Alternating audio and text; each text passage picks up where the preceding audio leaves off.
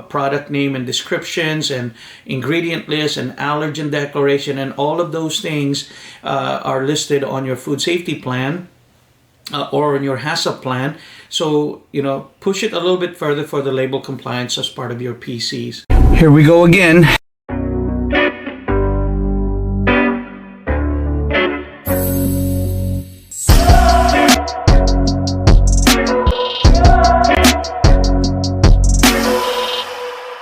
Hello again, PCQIs, and welcome back to our All About Compliance channel. As you know, I frequently review recalls and withdrawal alerts from FDA and USDA. And if you're not subscribed, please go to their website, fda.gov and usda.gov, and sign up for the notices for these alerts. They are a great tool to learn from, as well as educate our fellow PCQI and our team. In this part of it, this is an allergy alert on undeclared soy, walnuts, and wheat. Like I always do in these type of, review, I don't mention the company name. I do include the link down if you are more interested in reading the particulars. These are public records, so you can click on them and view them directly from FDA or USDA, the links that are provided. So let's begin. So this is a company announcement. Basically, Company X is recalling their packages of food popsicles because they may contain undeclared allergens. So, and those are undeclared soy, walnuts, and wheat in their product line that they actually put the product name. And there are images as well when you do click on this link, so you can actually see the actual images of the finished product. So people who have allergies to the mentioned allergens runs the risk of serious or life-threatening allergic reaction if they consume these products. The recalled XXX products were distributed within the Florida state in retail store, including supermarket chain, and they actually named the supermarket that these products are found. The product comes in 6-ounce clear plastic package marked on top and with an expiration date of October 31st, 2023 stamped on the top of the packaging. No illness have been reported to date in connection with this problem. The recall was initiated after it was discovered by a Florida State of Agriculture and Consumer Services supervisor at one retail store, right? And they named the retail store in Orlando, Florida. The soy, wheat, and walnut containing products were distributed in packaging that did not reveal the presence of soy, wheat, or walnut. Subsequent investigation indicates the problem was caused by a temporary breakdown in the company's production and packaging process. Production of the product has been suspended until Florida Department of Agriculture and Consumer Services and the company are certain that the problem has been corrected. Consumers who have purchased these packages are urged to return them to the place of purchase for a full refund. Consumers with questions may contact the company at this phone number at this time, Monday to Friday. So they left contact information. Now, as preventive controllers, as PCQI, so when I read this, this morning, this is kind of with my, morning beverage here, looking at it, what would I need to look at in my own process to make sure I can prevent this from happening within my facilities. So first things first is, what popped up for me is a positive release program. How is my positive release program compared to what just happened here? So if I'm the PCQI for this company, I really need to take a look at that and make sure that my label visual inspection is part of that I physically look at the label. I have a controlled label and actually looking at it, A label, A product, B label, B product, C label, C product, right? So I'm looking at all of those label compliance, and then on top of that, I'm going to take a look at my label and make sure it went to a regulatory review. Okay, so you're probably wondering, where do I go do that? Contact us. We provide those label review.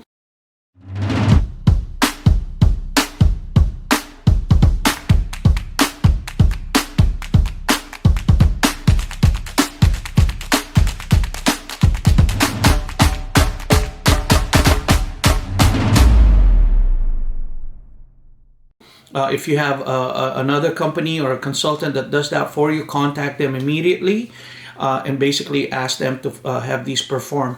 And make sure they're signed off, okay, PCQI. So we do that. We take a look at your label and we actually cut it up in pieces and take a look at every claims or words that you put on there. We review all of your ingredients, declarations on your ingredient panel. Verify your GTIN, your UPC codes, barcodes, whatever you have on there. We're gonna scrutinize, and then at the end we'll make our recommendation for changes, and then we sign off on it. You can resubmit it just to be sure. So we kind of, we do all of these things for our customers. So, and if you've already done that, good for you. But make sure your label inspection and make sure you have that label control. So if you're looking at the A label, you have it. So your QA or your QC or who's ever tasked to perform that actually can see it, right? And so when they're signing off on that. Now on the preventive controls, because we're PCQI, I kind of looked at that and I've mentioned label compliance already. So that's going to be part of my preventive control for that. As you know, you have the product name and descriptions and ingredient list and allergen declaration, and all of those things are listed on your food safety plan or on your HACCP plan. So, push it a little bit further for the label compliance as part of your PCs. And then label controls is the next part of it, okay? Are my labels just in shelves open for anybody to access, move things around? If I'm used to going to this one location for my A label and they ran out and, B label had more, did they put it in that place? What does that look like for me, right? So on the label controls, part of our preventive controls is label controls. How do we control and secure these labels? I've had state inspector come in and basically, gave me the NC for having labels early on in my career, because I left the label control room unlocked. It was easily accessible.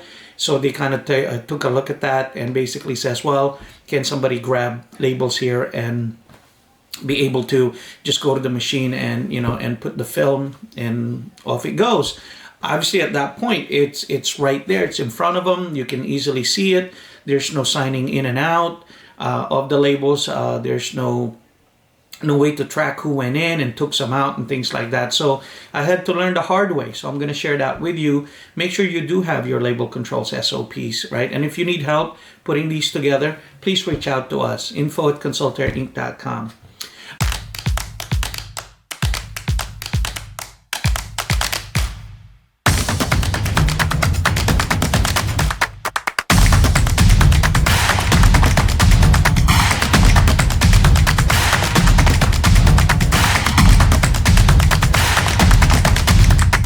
Other part of this is allergen management program, right? So because these are all allergen, let's not overlook that.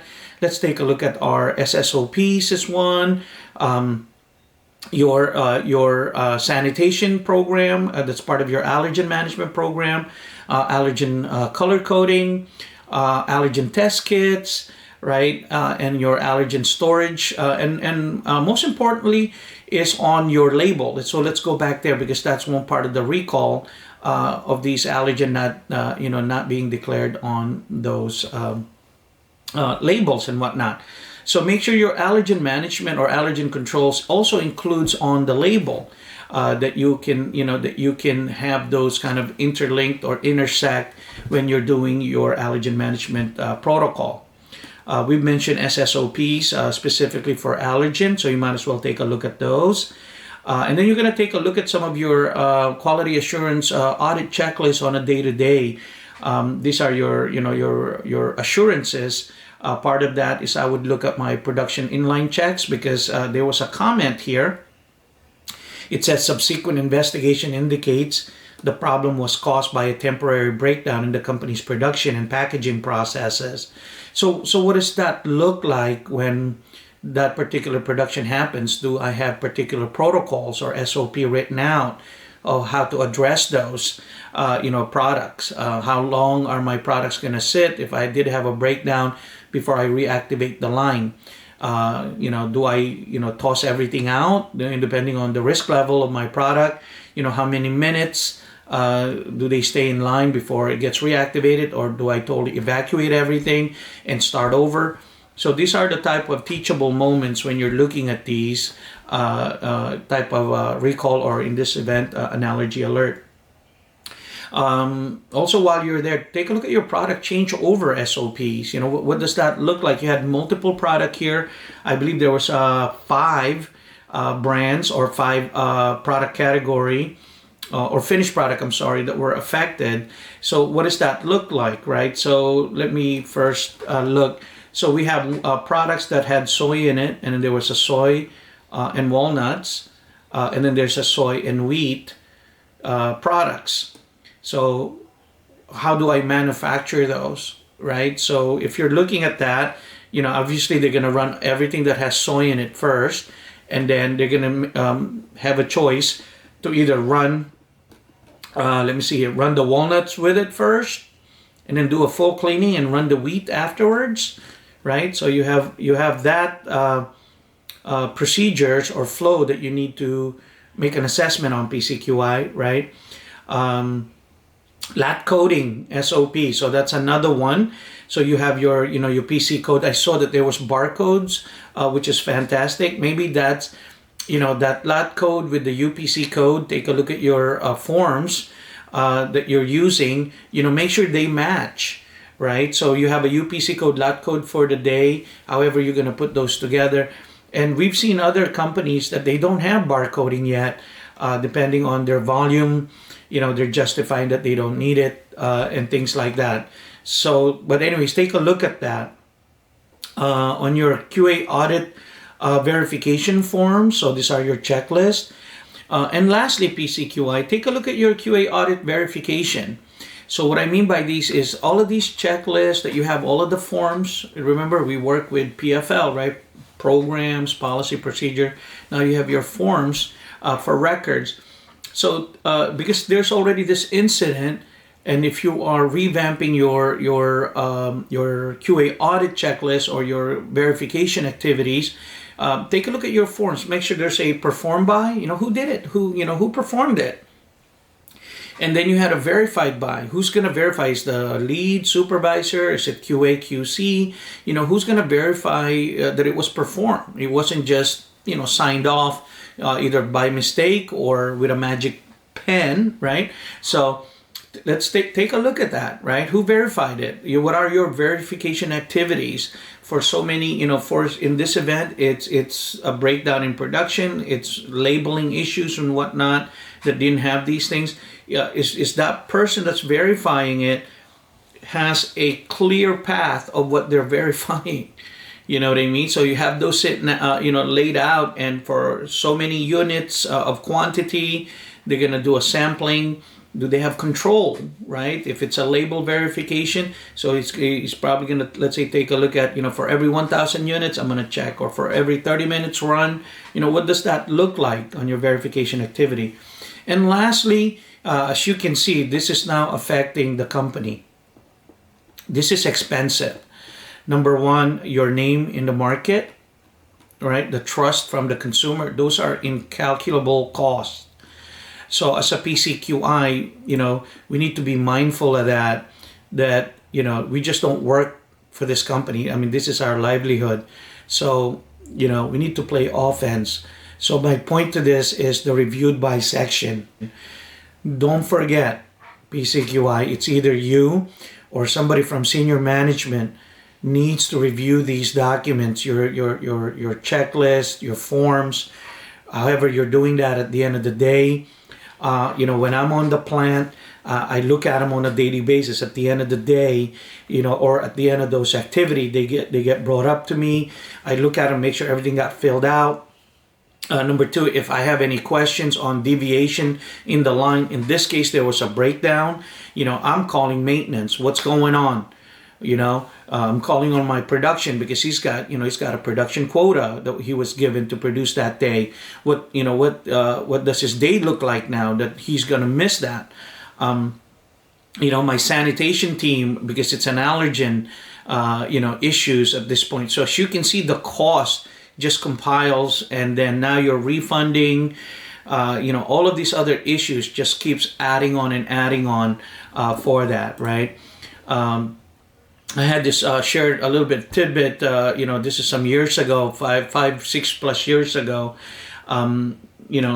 I was involved in a panel of just general discussion with CEOs and brand owners, and one of the gentlemen in the room made a comment for startups or even well-established brands that when it comes to this type of situation, they feel like, or he felt like, that one incident like this will bankrupt him. So just imagine having that feeling of your one recall away for filing bankruptcy. That's scary, guys.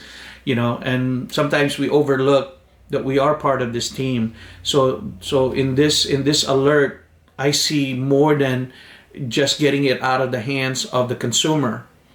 It's really reflecting on my own PCQI responsibilities, and my team in that facility, right? So when this happened, you're gonna feel like you failed, or you're gonna feel that you didn't do enough, or maybe management didn't wake up to a lot of the quote noise where you go in and I've been into a room, they're like, there's Arnell again.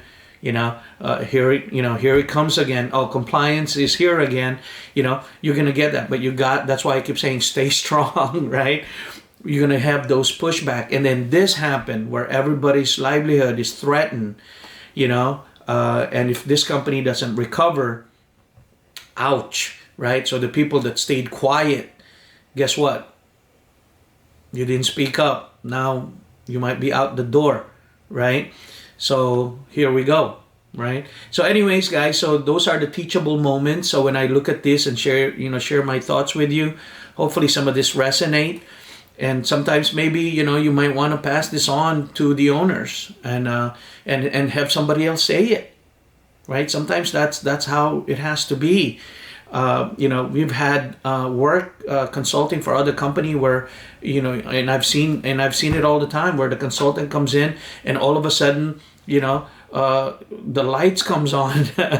But, after talking to the in-house team and my PCQIs on the field that I've been mentoring, they've been saying the same stuff. Because they're the same stuff that came out of my mouth came out of their mouth, because we've been working together and we've been sharing this common vision in helping us improve our food safety management systems, not just here in the United States, but outside the country as well. So let me end here. This has been a fine morning of waking up and dealing with this. And thank you again for your viewership, PCQIs, and in the food safety world. If you find value in our content, please share, subscribe so you can get informed. We're trying to get videos uploaded at a minimum 2 to 4 a day. So we're gonna have a ton of stuff coming through, and really sharing our experiences, and hopefully you'd share back. That would be great. Email us, info@consultairinc.com, if you don't want to put your comment below, and you're a little bit bashful about that process. Just give us a shout out, okay? So anyways, have a great day, PCQI. Stay strong. Until then, see you in the next segment. Bye for now. Contact us. And don't forget to share, like, and subscribe. Thanks again, PCQIs. Have a good one.